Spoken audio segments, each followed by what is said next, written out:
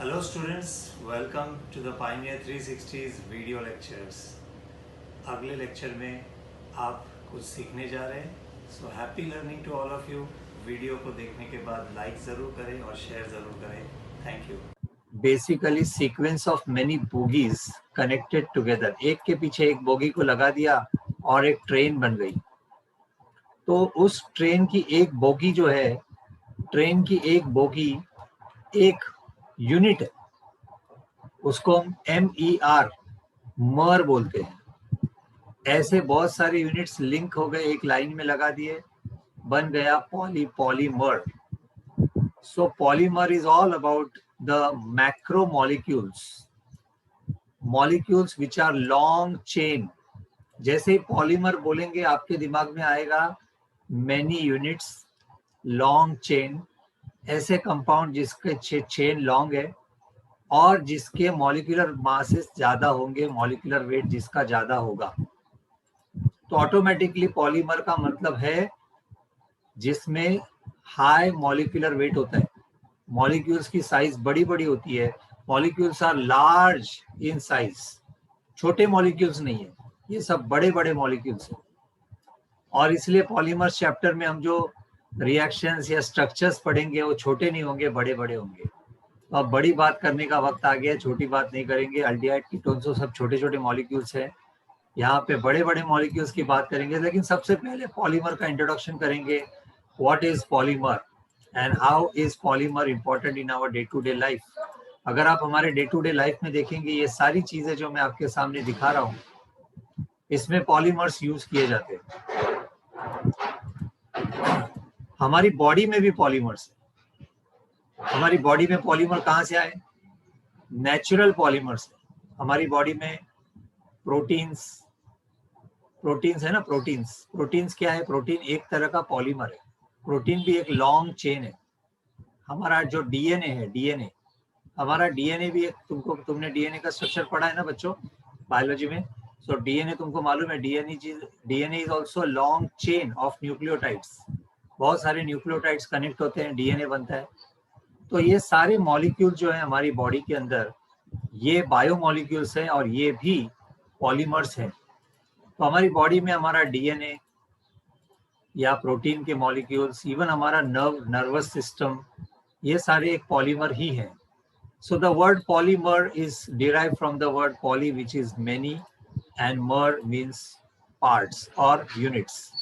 So many parts coming together or many units coming together, they call as polymers. हम दोनों words को combine करके शब्द बनाते हैं polymer. यहाँ तक सब लोग साथ में हैं मेरे? जो लोग लेट आए गए, इंट्रोडक्शन आपने थोड़ा सा मिस किया है. जो लोग लेट आए प्लीज टाइम पे आया करो बच्चों. तो यहाँ तक हमने पॉलीमर वर्ड को समझा है. पॉलीमर हमारे डे टू डे लाइफ में क्या रोल प्ले करता है वो भी हमने देखा है. बहुत ही सिंपल चीज है. अगर ए के यूनिट्स को हम ऐसे एक लाइन में लगा देंगे, बहुत सारे यूनिट्स. अभी जब हम बहुत सारे यूनिट्स बोलते हैं तो उसका नंबर एक बड़ा नंबर होना चाहिए. So we use the word N. It is not just 1 2 3 4 molecule, but it is many molecules. So we use the word N. So n is a number, large number. एक large number है n, जिसके a अगर हमने एक साथ connect कर दिए, एक के पीछे एक, और इनको ब्रैकेट कर दिया और n लगा दिया, ये है आपका पॉलीमर. तो ऐसे रिप्रेजेंट किया जाता है पॉलीमर. प्लीज नोट कर लो, फटाफट नोट करते रहना है आपको. तो ये होता है पॉलीमर का जनरल रिप्रेजेंटेशन. पॉलीमर का आइडिया ये है कि हम किसी एक मॉलिक्यूल को लेते हैं और उसको ही बार बार रेप्लिकेट करते हैं, बार बार उसको रिप्रेजेंट करते हैं और ये पॉलीमर बन जाता है. So this is how polymers are formed and we are going to study different types of polymers. Polymer के प्रकार कितने हैं, पॉलीमर कौन से हैं, उसके यूजेस क्या है, उसको कैसे बनाए जाते हैं, ये सब हम पढ़ने वाले हैं. So let us begin the journey of polymers.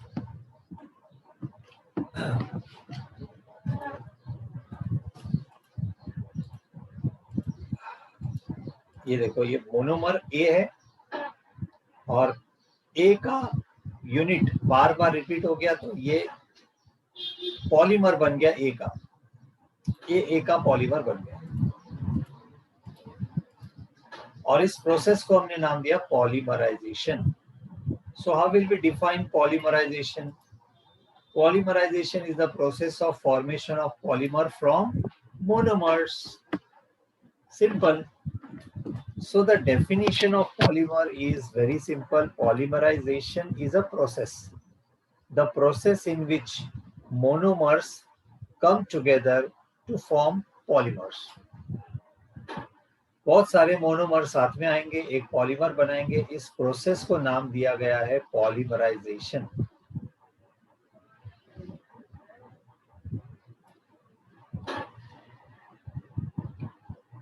Polymerisation के फील्ड में बहुत ज्यादा वर्क फिलहाल हो रहा है. Over the last few decades polymerization has been the talking point in the modern world, because हमारे डे टू डे लाइफ में हमने नए नए पॉलीमर्स यूज करना शुरू किया. पॉलीमर्स की फील्ड में कई साइंटिस्ट को नोबेल प्राइज भी मिला है for finding out new polymers, for establishing the nature of the polymers, understanding and studying the Nobel polymers. तो 2 या 3 ऐसे लोग हैं जिनको पॉलीमर्स की फील्ड में नोबेल प्राइज मिला है. इससे आपको समझ में आएगा कि पॉलीमर केमिस्ट्री की एक इंडिपेंडेंट ब्रांच बन गई है. इनफैक्ट अभी आप 12th के बाद अगर आप इंजीनियरिंग करना चाहते हैं, जो बच्चे, उनके लिए मैं बताना चाहता हूँ polymer engineering is a separate branch in engineering. It is a specialization. Polymer engineering के अंदर आप इंजीनियरिंग करेंगे तो वो स्पेशलाइजेशन कहलाएगा and it is available in select colleges. Select colleges में ये अवेलेबल है, सब जगह पे नहीं है, लेकिन कुछ कॉलेजेस में है, जैसे औरंगाबाद में है. सो हमारे महाराष्ट्र गवर्नमेंट के कुछ सिलेक्ट इंस्टीट्यूट्स में आपको पॉलीमर इंजीनियरिंग पढ़ने का मौका मिल सकता है. So it has developed as a separate branch nowadays. और ये पॉलीमर हमारे जीवन में रंग भरते हैं. पॉलीमर में बेटा पॉलीमर केमिस्ट्री होती है, ये जो हम लोग पढ़ रहे हैं यही होता है, यही आपको पढ़ाया जाएगा कि कैसे अलग अलग पॉलीमर बनाए जाते हैं. अभी इस चैप्टर के एंड में तुझे मालूम पड़ेगा कि ये दुनिया कितनी बड़ी है. पॉलीमर्स के बारे में मैंने आपको कुछ बातें ऑलरेडी बताई. Number 1, polymers are macromolecules. Remember, polymers are macromolecules, यानी क्या? The molecule size is large. ये मॉलिक्यूल छोटे नहीं है, ये मॉलिक्यूल साइज में बड़े हैं. इनका मॉलिक्यूलर वेट भी ज्यादा है, high molecular weight. Small repeating units called monomers. So note कर लो जल्दी से कि पॉलीमर्स की फीचर्स क्या है. पॉलीमर्स के फीचर्स हैं, they are macromolecules, they are high molecular weight, they have small repeating units, जिसको हम बोलते हैं मोनोमर्स.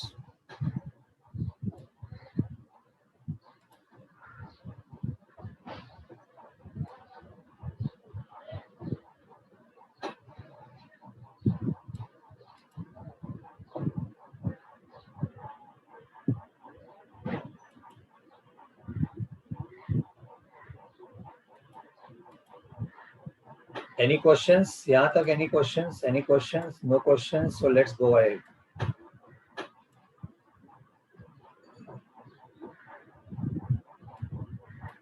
So ये पॉलीमर का इंट्रोडक्शन था.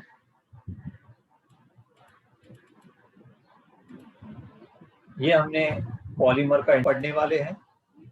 So let's study how polymers are classified. Polymers को क्लासीफाई करने के अलग अलग तरीके हैं. We can classify it on the basis of sources. We can also classify it on the basis of the branching.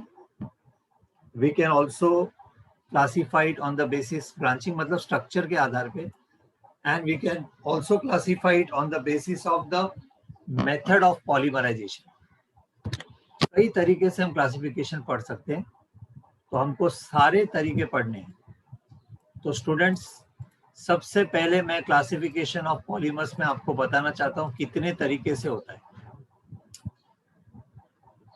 Polymers का classification होता है based on sources, based on structure, based on mode of polymerization and based on molecular forces. So please write down. हम ये 4 तरीके पढ़ने वाले हैं आज कि पॉलीमर इन 4 तरीके में कैसे क्लासिफाई किया जाता है। एक एक करके पढ़ेंगे, धीरे धीरे पढ़ेंगे, एक एक चीज को समझेंगे। सब छोटे छोटे क्वेश्चंस है, डेफिनेशंस है, एग्जाम्पल्स है, बस बहुत ज्यादा डिफिकल्ट नहीं है, समझना बहुत आसान है। सिर्फ आपको ये पता होना चाहिए कि कौन से क्लासिफिकेशन का बेस क्या है। सोर्स के आधार पे या ओरिजिन के आधार पे कैसे क्लासिफिकेशन होता है, स्ट्रक्चर के आधार पे क्लासिफिकेशन कैसा होता है, पॉलीमराइजेशन के मेथड पे कैसे होता है, और इंटरमॉलिक्यूलर फोर्सेस के आधार पे भी होता है।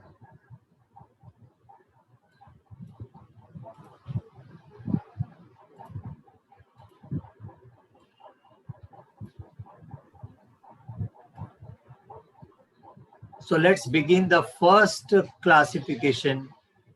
जैसे मैंने बताया, आप लोग ये 4 टॉपिक अभी पढ़ने वाले, प्लीज स्टूडेंट नोट कर लेना, नहीं तो कंफ्यूज हो जाओगे आप लोग।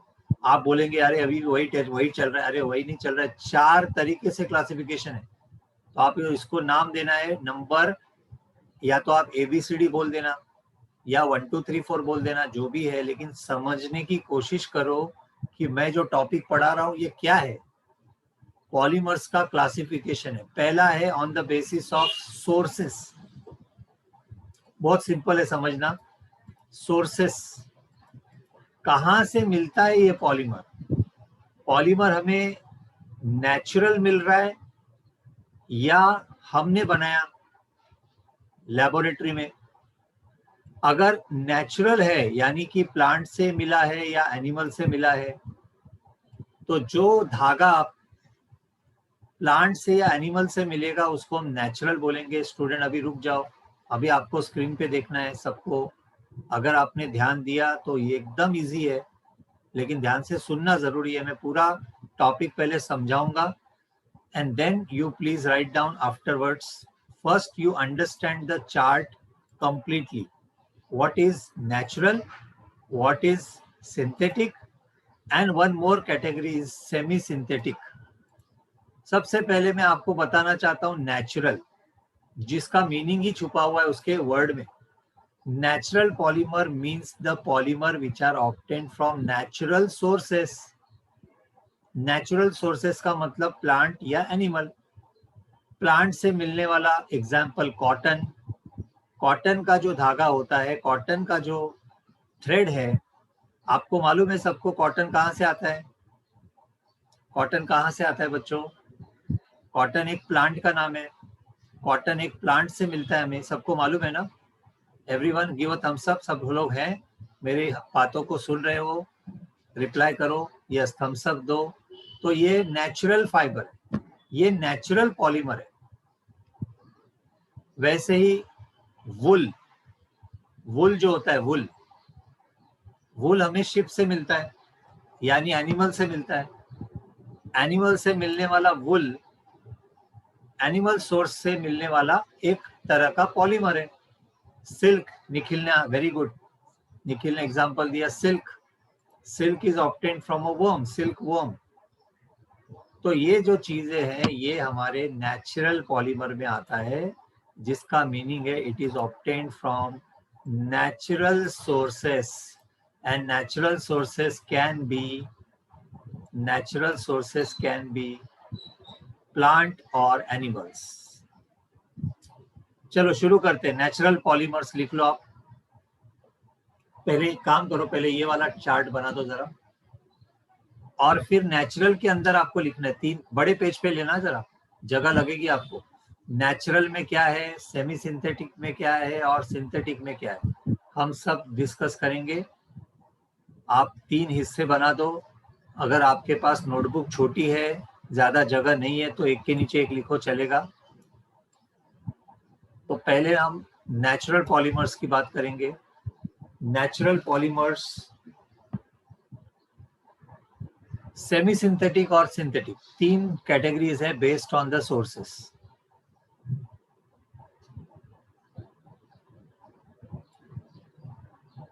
नेचुरल में हम लिखेंगे they are obtained from natural sources.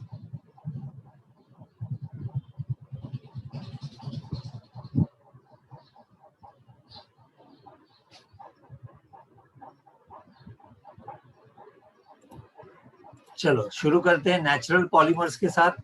सबसे पहले नेचुरल पॉलीमर्स का मीनिंग लिख लो। नेचुरल पॉलीमर्स का मीनिंग लिख लो जल्दी से, फास्ट, एकदम स्पीड में लिखना है अभी आपको। और केमिस्ट्री की नोटबुक में लिखना, इधर उधर मत लिखना, ये आपके बहुत काम में आएगा, नोट्स पढ़ने के लिए इजी हो जाएगा आपका काम। सो नेचुरल पॉलीमर्स मतलब obtained from natural sources. It can be plant or it can be animal.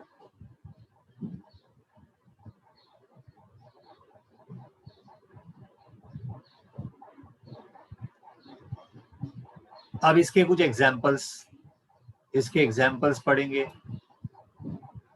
जैसे मैंने बताया कुछ एग्जाम्पल्स, जैसे कॉटन, वुल, सिल्क, ये नेचुरल पॉलीमर में आते हैं। So natural polymer on the basis of origin can be plant या वेजिटेबल पॉलीमर बोलेंगे, जो प्लांट से मिलेंगे। एग्जाम्पल है सेल्यूलोज, कॉटन, जूट। बच्चों देखते रहो, बाद में लिखना, आप पहले देख लेना। सेल्यूलोज, जूट और लिनन, ये सब प्लांट से मिलने वाले नेचुरल पॉलीमर्स है। एनिमल्स में दूसरा नाम है प्रोटीन, इसमें आएगा सिल्क, वुल। लिख लो, अभी लिख लो। This is the complete topic. So let's understand synthetic polymer. Definition says synthetic polymer, man-made polymer, artificial polymer, whatever you want to say, they are the polymer prepared in laboratories or industries from chemical substance. Chemical reaction से बनाए जाते हैं, natural sources से नहीं मिलते, plant से या animal से नहीं मिलते। Example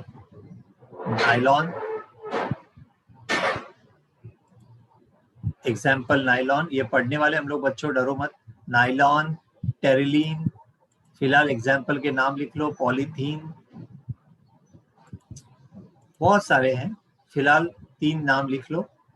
We will be of course studying them in detail, their properties, their uses, their preparation, everything we will be studying.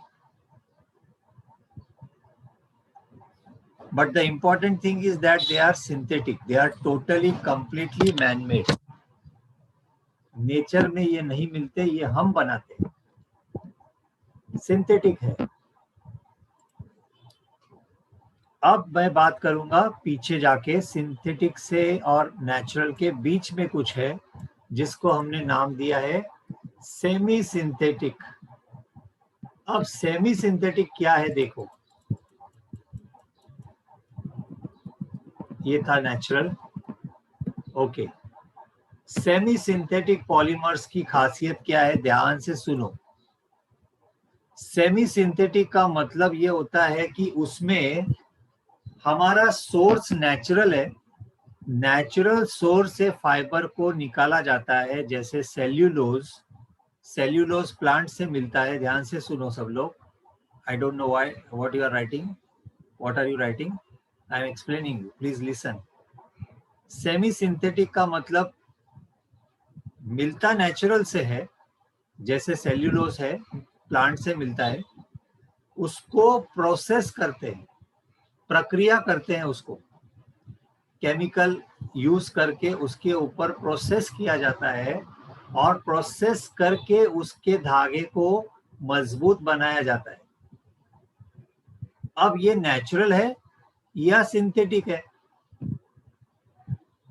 तो ये सेमी सिंथेटिक है। समझे आप लोग? सेमी सिंथेटिक का मतलब समझे? The polymer is obtained from natural source, but the processing is done by the man in the laboratory using some chemicals. Chemical इस्तेमाल करके उसको प्रोसेस किया जाता है और प्रोसेसिंग से उसको प्रॉपर्टीज बदले जाते हैं, उसकी मजबूती आती है, तो उसकी प्रॉपर्टीज चेंज करके पूरा नया रूप उसको देते हैं हम लोग, और इसीलिए इसको हम बोलते हैं सेमी सिंथेटिक पॉलीमर्स। तो आप अगर इसको पढ़ेंगे, properties of natural polymer like appearance, tensile strength. Tensile strength का मतलब होता है स्ट्रेंथ ऑफ द फाइबर, टूटेगा नहीं, it does not break easily. Tensile strength is related to the property of not breaking easily. Lustre is related to shine. ये सारी properties को improve करने के लिए जो केमिकल प्रक्रिया करते हैं, उस प्रक्रिया से जो फाइबर बनता है वो सेमी सिंथेटिक फाइबर होता है। Everyone with me now? Everyone with me now? Thumbs up दे दो, सब लोगों को बात समझ में आ गई? Semi synthetic, synthetic and natural. Very good. Synthetic, semi synthetic polymers के एग्जांपल हैं acetate rayon, viscose rayon and cupramonium silk. Most of them are used for clothing. कपड़ों में लोगों को चमक चाहिए, खास करके फंक्शंस में जब कपड़े लोग पहनना चाहते हैं तो दे वांट टू शाइन, और महफिल में रंग जमाना है तो नेचुरल फाइबर में तो वो शाइन नहीं होती है, इसलिए लोग सेमी सिंथेटिक या सिंथेटिक पॉलीमर्स का इस्तेमाल करते हैं।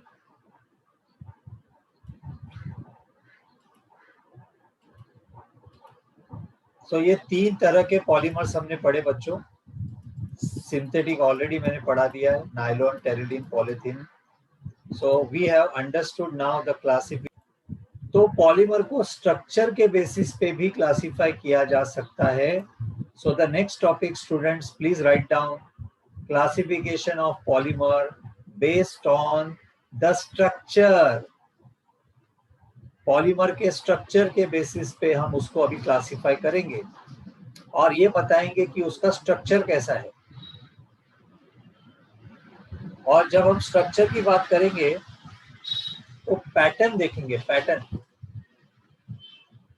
कि जो मोनोमर्स है उसको कैसे कनेक्ट किया है, एक लाइन में कनेक्ट किया है, चेन है, ब्रांच है, क्या है।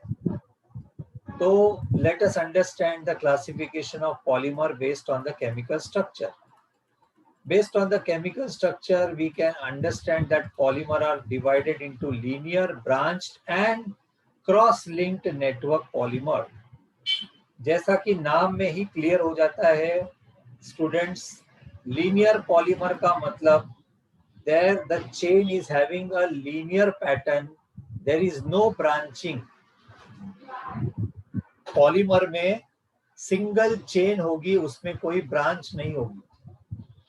इसका फायदा ये है कि सिंगल चेन रहने से बहुत सारे पॉलीमर्स के चेन्स एक दूसरे के नजदीक आ सकते हैं और हाई डेंसिटी पॉलीमर बना सकते हैं। जबकि ब्रांच वाले चेन रहेंगे तो उसको जगह ज्यादा लगेगी, ब्रांच वाले में ब्रांच रहेगा। और क्रॉस लिंक में भी लिंक होंगे लेकिन क्रॉस, आड़े टेढ़े क्रॉस लिंक होंगे। तो ये पॉलीमर के टाइप्स है बेस्ड ऑन द स्ट्रक्चर। इसके एग्जांपल्स भी हम देखेंगे। लीनियर के एग्जांपल्स में है, लीनियर का डेफिनेशन पहले लिख लो। I want you to write down what is a linear polymer. Linear polymer are made up of large number of repeating units which are joined together to form a long continuous chain without any branches. इसमें long chain होगी, branch नहीं होगी। इसका example बहुत simple है, polythene.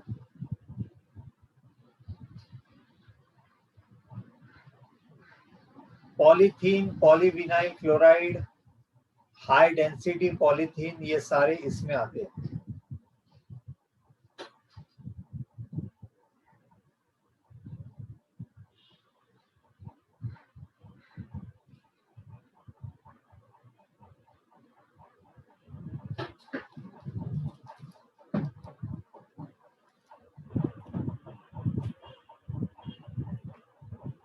Done students?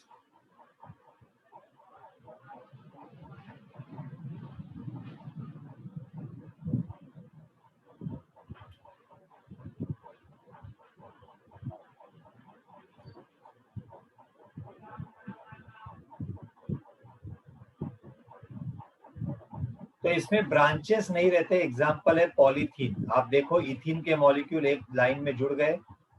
ये linear polymer का सबसे बेस्ट एग्जाम्पल है। इसको हम बोलते हैं high density polythene. High density क्यों? क्योंकि आप देखेंगे चेन है और इसलिए चेन को एक के ऊपर एक लेयर रखना इजी हो जाता है, इसलिए कम जगह में ज्यादा पॉलीमर के चेन्स आते हैं। कम जगह में ज्यादा चेन आते हैं इसलिए high density. Please note, more chains in less space possible, therefore high density.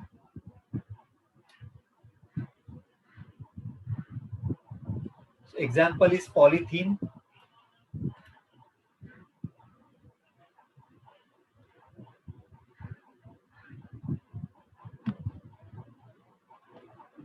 Polythene आपने ऑलरेडी स्कूल में सीखा होगा, 9th में 10th में। पॉलीथीन इथीन के मॉलिक्यूल्स, बहुत सारे इथीन के मॉलिक्यूल कनेक्ट कर दिए, बन गया polythene.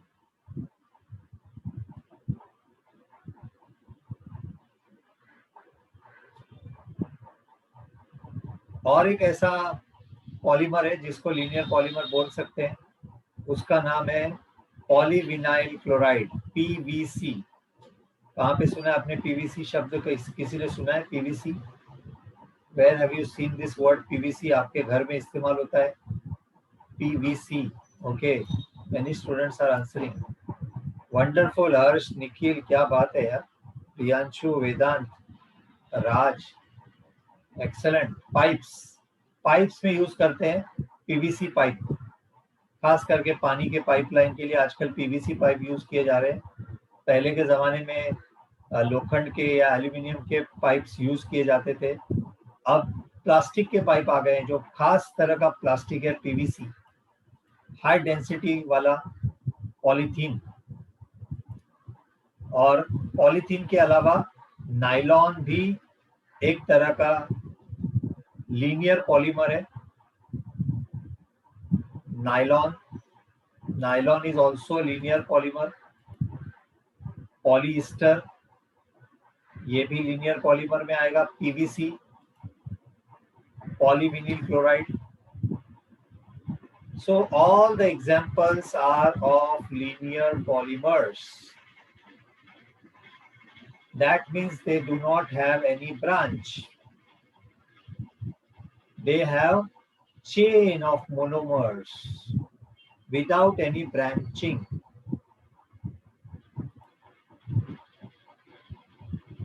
You can expect a question on this in MCQs.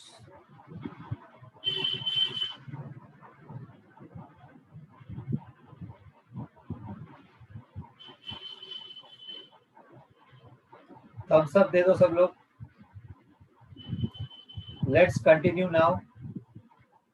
जैसे हमने पढ़ा चेन या लीनियर पॉलीमर, वैसे ही हम पढ़ेंगे अभी ब्रांच्ड पॉलीमर। ब्रांच पॉलीमर का डेफिनेशन कहता है the polymer are made up of one main chain with some small chain और ब्रांचेस। ब्रांचेस के आने से इसकी डेंसिटी कम हो जाती है, क्योंकि ब्रांचेस के आने से इसको जगह ज्यादा लगेगी। And when the polymer require more space, when they require more space, it means that the density will be less.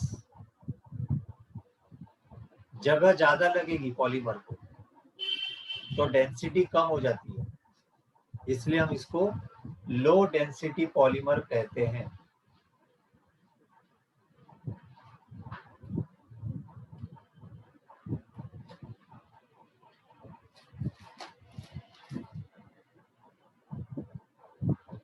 इसमें एग्जाम्पल आप बोल सकते हैं लो डेंसिटी पॉलीथीन। कुछ पॉलीथीन लो डेंसिटी वाले भी होते हैं, नरम वाला प्लास्टिक जिसको बोलते हैं, हल्का वाला plastic, low density polythene.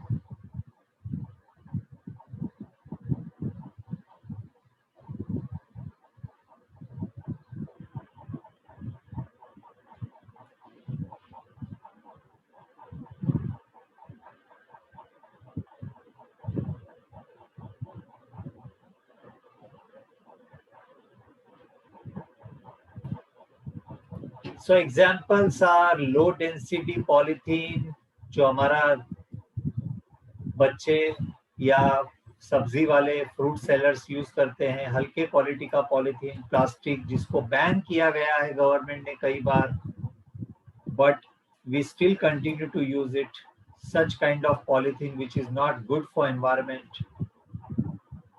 Low density polythene, Holi में बच्चे इसके फुगे बनाते हैं, बलून्स बना के फेंकते हैं. Imagine such stupidity only possible in our country. No sense of environment, and this is being done by the educated, so-called educated kids. जो बच्चे स्कूल्स कॉलेजेस में जाते हैं, जिनको पढ़ाया जाता है प्लास्टिक के बारे में, वही बच्चे ये सब कर रहे हैं.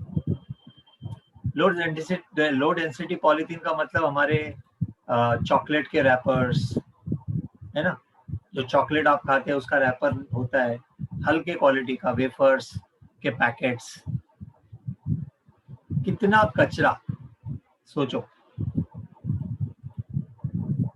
पॉलीप्रोपिलीन, ये भी एक तरह का ब्रांच्ड पॉलीमर है, जिससे रूबिक्स क्यूब बनाया जाता है. हालांकि वो उतना सॉफ्ट नहीं है, लेकिन ये भी एक तरह का ब्रांच्ड पॉलीमर है. रूबिक्स क्यूब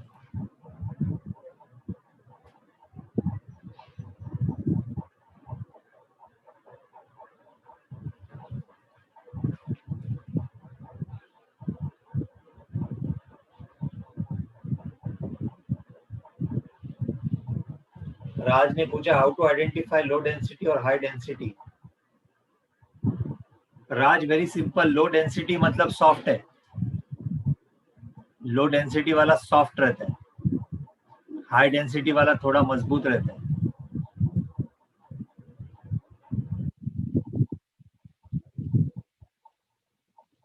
और सबसे लास्ट कैटेगरी है क्रॉस लिंक पॉलीमर.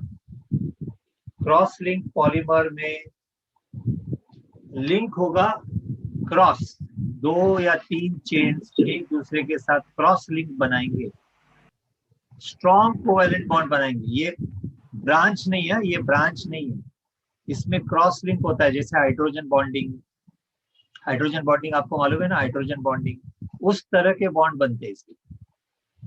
तो हाइड्रोजन बॉन्डिंग आप लिख के रखना, आपको याद आ जाएगा. Cross linked structure, cross linked structure.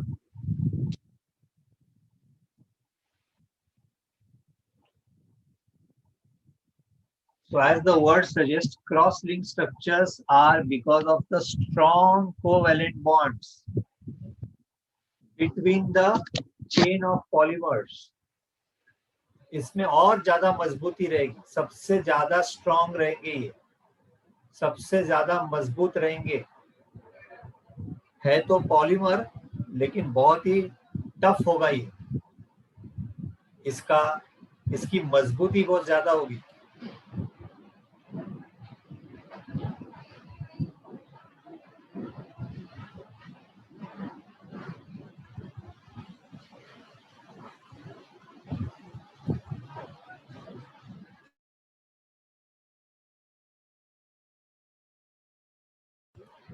इसके एग्जाम्पल्स, बेकेलाइट.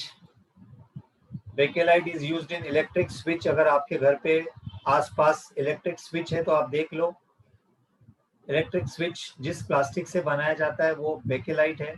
वो एक तरह का क्रॉस लिंक पॉलीमर है. पुराने जमाने में जो टेलीफोन होते थे, टेलीफोन, वो टेलीफोन इसी से बनाए जाते थे. और सीडीज, डीवीडीज भी ऐसे बनाई जाती है, बेकेलाइट.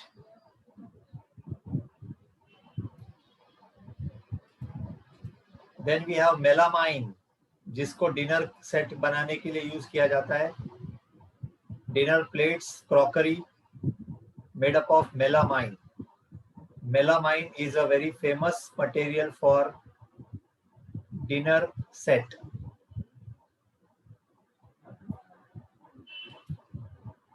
So ये examples है. Rubber is a cross-linked polymer. Remember, rubber में जो सिंथेटिक रबर की बात कर रहा हूं मैं, नेचुरल की नहीं बात कर रहा हूं.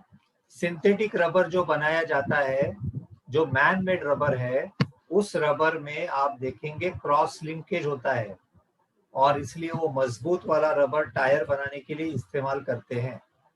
वल्कनाइजेशन करके उस रबर को मजबूत बनाया जाता है.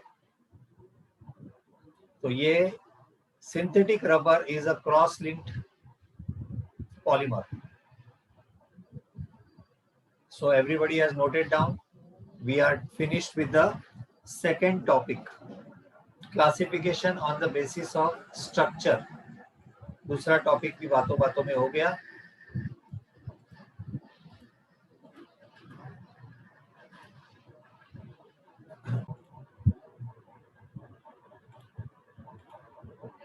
So on the basis of polymerization process, the polymers are classified into, देखो ये हो गया, ये हो गया, दो हो गया, अभी तीसरा पढ़ रहे हैं हम लोग. ये classification on the basis of process दो तरह का हो सकता है, एडिशन या कंडेंसेशन. बहुत सिंपल है, बहुत सिंपल है, एडिशन या condensation.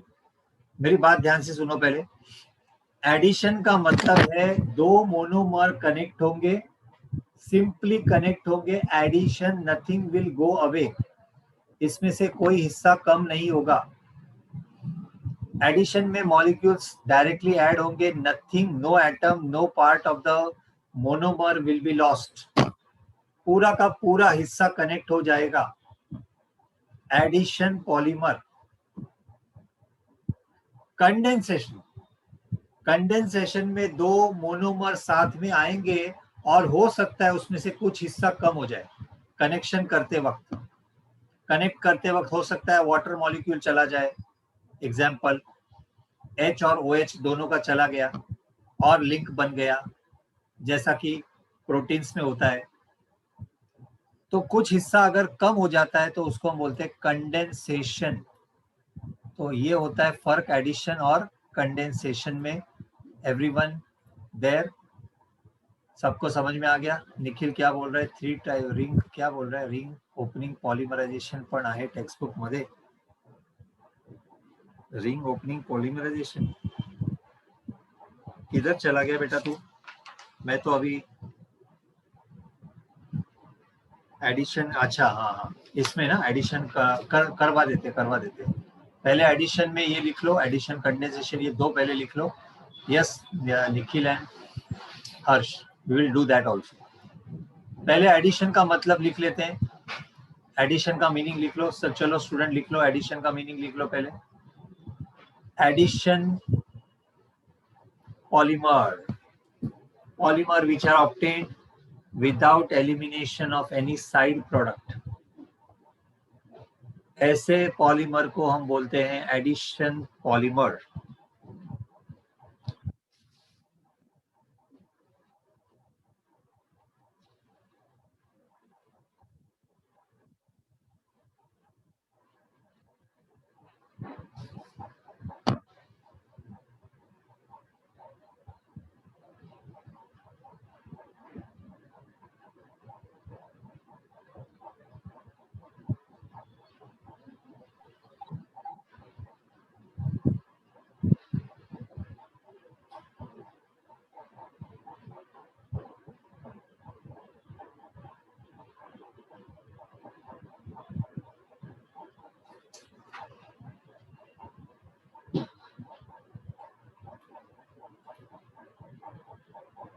Chain growth polymer is the other word for addition polymer. They can be homopolymer and they can be, homopolymer का मतलब सारे यूनिट एक जैसे, सारे मोनोमर्स एक जैसे हैं तो होमोपॉलीमर. ये भी इंपॉर्टेंट है, लिख लो homopolymer.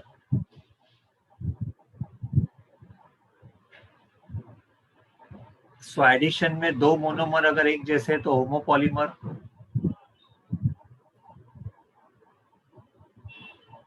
Same type of molecules. And इसका अपोजिट होगा होमोपॉलीथीन पीवीसी एग्जांपल है होमोपॉलीमर के, टेफ्लॉन, हेटेरोपॉलीमर, अलग अलग मोनोमर साथ में आएंगे, एक मोनोमर ए आ गया, एक बी आ गया,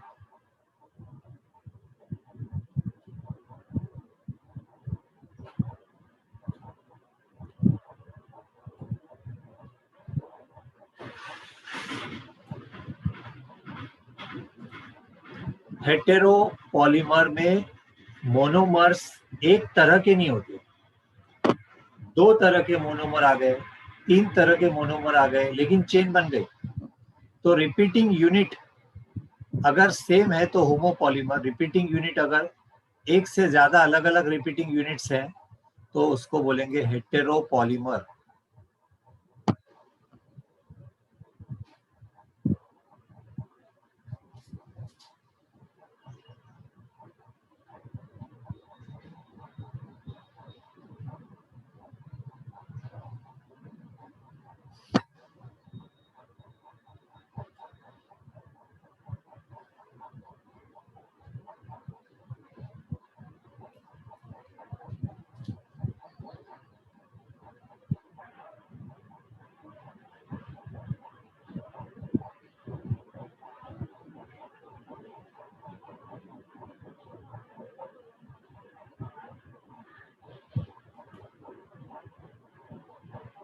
सो ये है हमारे कंडेंसेशन पॉलीमर।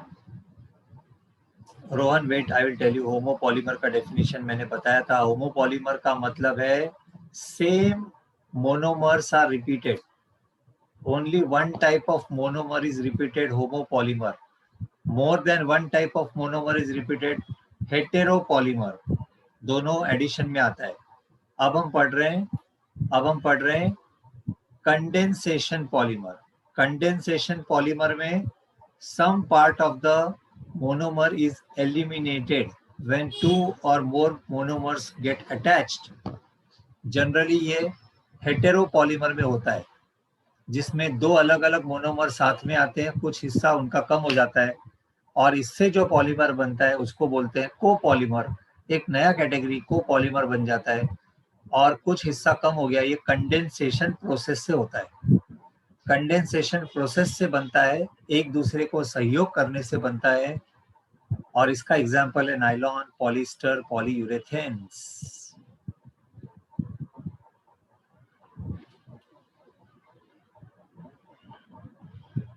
सबने नोट कर लिया? अब इसमें टेक्स्ट बुक में आपके एक और दिया है तीसरा, उसको मैं ओरली बता देता हूं, आप लिख लो। तीसरा है रिंग ओपनिंग पॉलीमराइजेशन। मैं आपको ये इसका एग्जांपल दे दूंगा। Ring opening polymerization. Ring opening polymerization क्या है? Cyclic compound like lactam, ether, lactones. Cyclic compound like lactam, spelling I am giving you, lactams, cyclic ethers and lactones. ये कुछ cyclic compound के नाम है, lactams, cyclic ethers and lactones.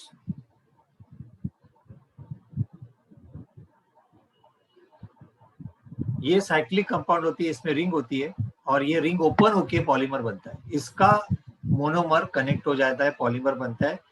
अगर ring open होकर polymer बनता है तो उसको हम बोलते हैं ring opening polymer. Ring opening polymer. इसका एग्जाम्पल है polymerization of epsilon caprolactam.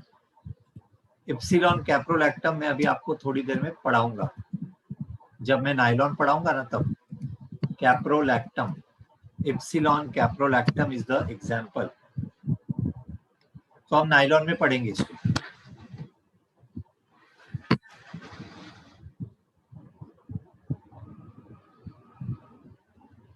Epsilon caprolactam से पॉलीमराइजेशन जब करेंगे तो ये आपको बाद में पढ़ने को मिलने वाला है। फिलहाल आपको यहाँ पे रोक देना है। तीन टाइप के polymers on the basis of process: addition, condensation and ring opening. Everyone with me now? सब लोगों को यहाँ तक समझ में आ गया? क्लासिफाई किया जा सकता है पॉलीमर को। पॉलीमर के जो मॉलिक्यूल्स है उनके आपस में फोर्स स्ट्रॉन्ग है या वीक है, वैंडरवाल फोर्स है या कोवैलेंट बॉन्ड्स है। So based on the molecular forces, now please write down the fourth classification, which is based on the molecular structure. Fourth classification on the basis of the molecular forces.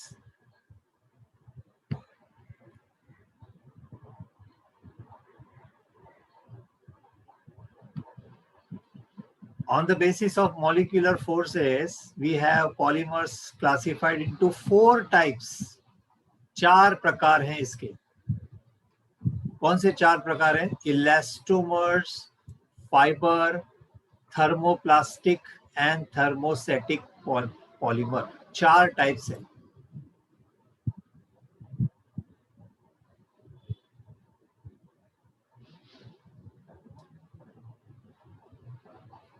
Elastomers, fiber, thermoplastic and thermosetting polymers.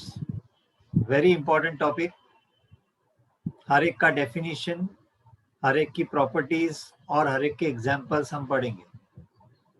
सबसे पहले पढ़ेंगे elastomers. जैसे कि नाम है उसका, elastomer. Elastomer का मतलब ही है वो इलास्टिक है। ये मेरे हाथ में है रबर बैंड, ये आप देख सकते हैं। इसकी प्रॉपर्टी ये है soft and I can pull it. If I can pull it, it means it is elastic. तो ये जो रबर बैंड है, जिस तरीके से, जिस पॉलीमर से बनाया गया है, वो पॉलीमर एक इलास्टोमर है। इसके फोर्सेस वीक होते हैं। वीक फोर्स होने की वजह से मैं इसको आसानी से खींच सकता हूं, तोड़ भी सकता हूं। तो ये सॉफ्ट होता है मटेरियल और इसके अंदर फोर्सेस जो होंगे वो वीक होंगे। वैंडरवाल फोर्सेस होंगे, वीक फोर्सेस, और इसीलिए इसकी ज्यादा हार्ड नहीं होता ये मटेरियल, सॉफ्ट होता है। तो सबसे पहला है इलास्टोमर्स। इलास्टोमर्स की खासियत ये है, लिख लेना आप लोग फटाफट। इलास्टोमर्स जैसे मैंने बताया सॉफ्ट। जो स्टूडेंट्स लिख नहीं रहे, please start writing. You are missing many points. Also student who are joining late, going in and out, you are missing very important topic.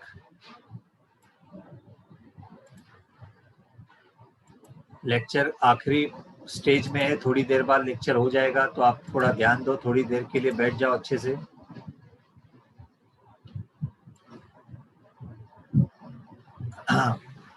तो ये हमारा फाइबर है। Fibre is a polymer which have strong intermolecular force, high tensile strength, used in textile industry. Strong intermolecular force का कारण होता है इसके अंदर स्पेशल बॉन्ड बनती है, जैसे हाइड्रोजन बॉन्ड। और ये पॉलीमर के एग्जांपल्स है नाइलॉन, नाइलॉन 6, जो मैं थोड़ी देर बाद ऑफ कोर्स नेक्स्ट लेक्चर में शायद पढ़ाऊंगा कैसे बनाया जाता है नाइलॉन। नाइलॉन की रस्सी मजबूत मानी जाती है, बहुत ही मजबूत फाइबर है नाइलॉन। कपड़ों में भी इसका यूज होता है। नाइलॉन 6 ये भी एक तरह का नाइलॉन है, ये भी एक तरह का नाइलॉन है। सो नाइलॉन 6 है, नाइलॉन 6 है। टेरिलीन है, जिसको हेलमेट बनाने के लिए यूज करते हैं, कपड़े बनाने के लिए यूज करते हैं, terylene.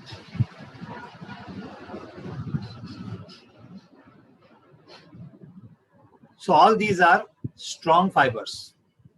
They come in the category of fiber. धागा है लेकिन स्ट्रॉन्ग। रबर भी धागा है लेकिन वीक। नेक्स्ट इज, अब आ रहे हम लोग तीसरी कैटेगरी पे, जिसका नाम है थर्मोप्लास्टिक पॉलीमर। थर्मोप्लास्टिक का मतलब है जिसको हीट करके, मेल्ट करके, ठंडा करके उसको शेप दिया जा सकता है।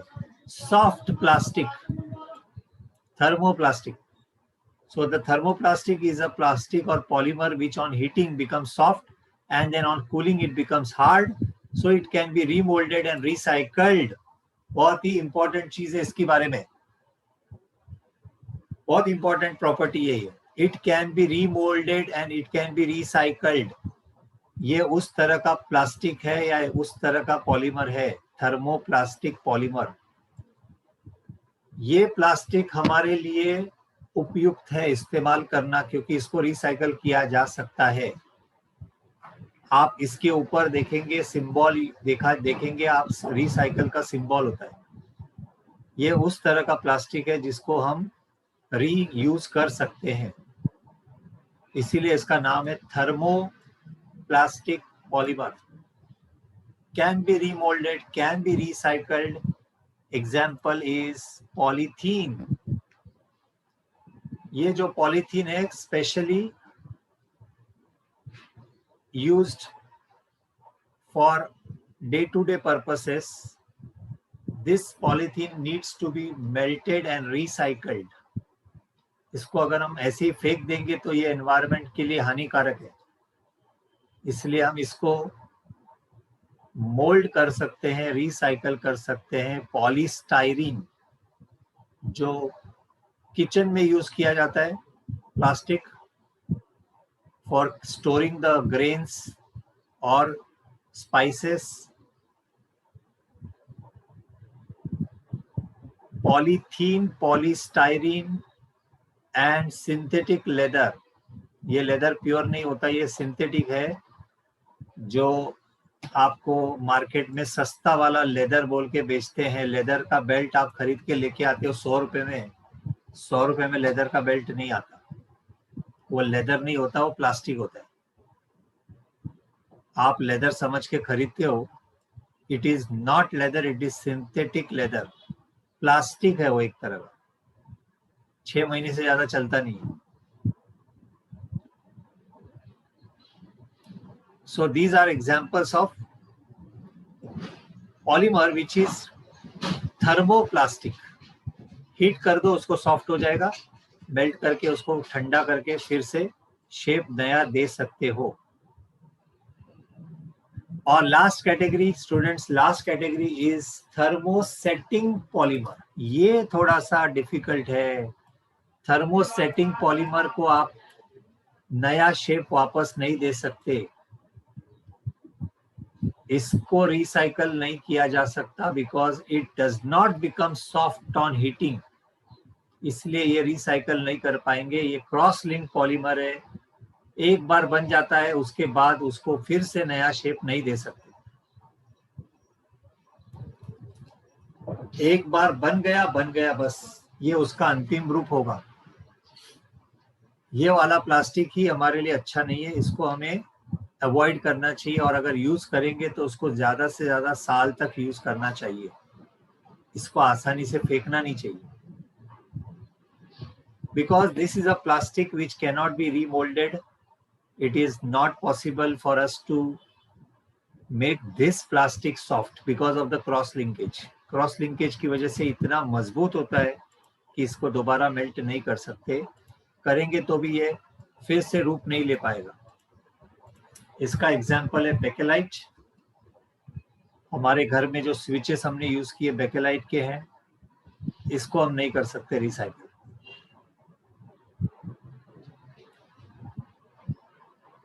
सो बेकेलाइट,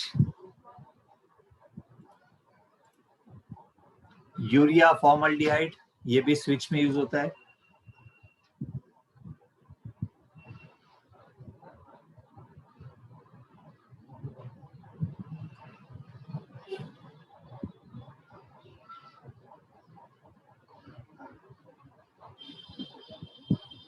melamine,